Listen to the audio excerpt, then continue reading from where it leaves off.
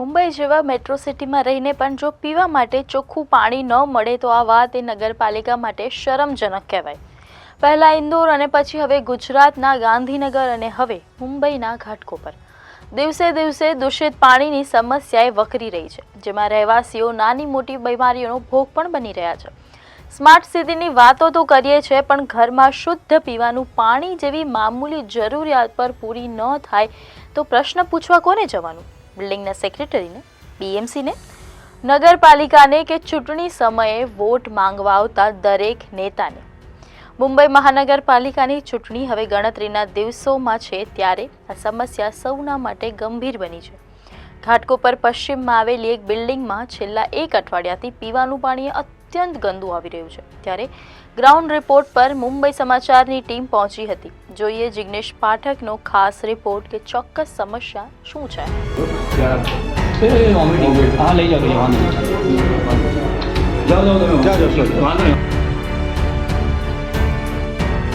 No clean water! No! No clean water! No! No clean water! No!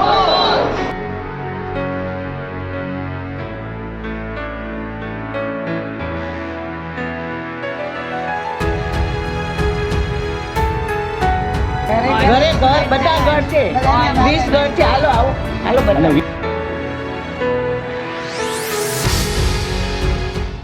Secretary of Dwarka cooperative society, Sainath Nagar road.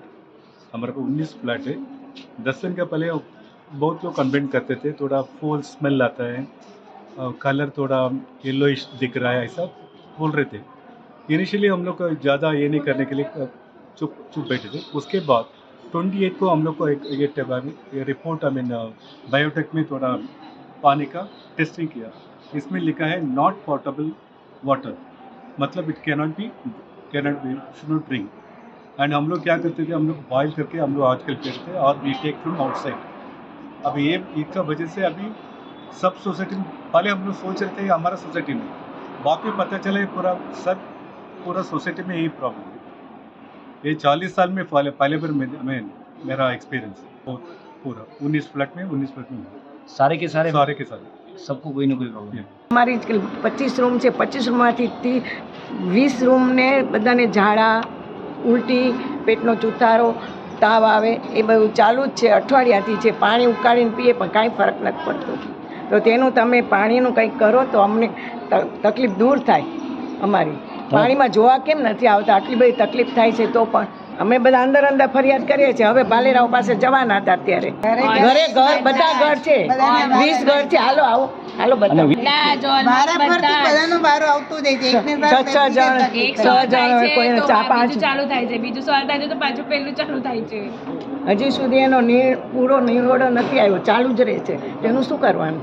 દેશના સૌથી સ્વચ્છ શહેર ઇન્દોરમાં પીવાના પાણીના ખરાબ આવવાને કારણે અનેક લોકો મૃત્યુ પામ્યા, છતાં પણ બીએમસી કોઈ શીખ લીધી નથી અને બીએમસીના પેટનું પાણી પણ હજુ હલતું નથી। એક સાથે આખા વિસ્તારમાં જો પીવાના પાણીમાં બેક્ટેરિયલ મિશ્રણ આવે તો બાળકો અને વરિષ્ઠ નાગરિકોને કેટલી તકલીફ થાય તે આપણે જોઈ શકીએ છીએ, અને દરેક ઘરમાં બીમારીઓએ હવે ઘર કરી લીધું છે। જાણીએ ત્યાંના બીજા રહેવાસીઓ પણ આ બાબતે શું કહે છે। પાણીનો પ્રોબ્લેમ લાસ્ટ 3-4 દિવસથી છે। બધાને ઝાડા ઉલટી જેવું થઈ છે, તો એની માટે જોવાની માટે હાથ પણ પેટ દુખે છે, સવારથી ગઈ છે।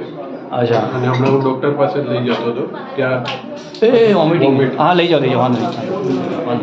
No clean water! No! No clean water! No!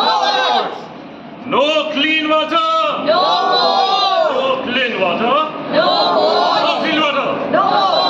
બીએમસીની ચૂંટણીને ગણતરીના દિવસો જ બાકી રહ્યા છે, ત્યારે ત્યાંના રહેવાસીઓએ નક્કી કર્યું છે કે જો અમને ચોખ્ખું પાણી આપવામાં નહીં આવે તો આ બધી જ સોસાયટીમાંથી કોઈ પણ વોટ કરવા નહીં જાય। પાણી ગરમ કરીને પીવા છતાં પણ રહેવાસીઓ બીમાર પડી રહ્યા છે। પછી તપ કરીએ છીએ એટલે કે અમારે કમ્પલસરી ઉકાળેલું પાણી જ પીવાનું હોય, એટલે ઉકાળેલું પાણી પીએ છીએ તો પણ અમને આ લૂઝ મોશનનો પ્રોબ્લેમ થઈ ગયો છે। અમારા ઘરમાં 3-4 જણાને છે ને બિલ્ડિંગમાં તો છે જ બધાને પ્રોબ્લેમ અઠવાડિયા।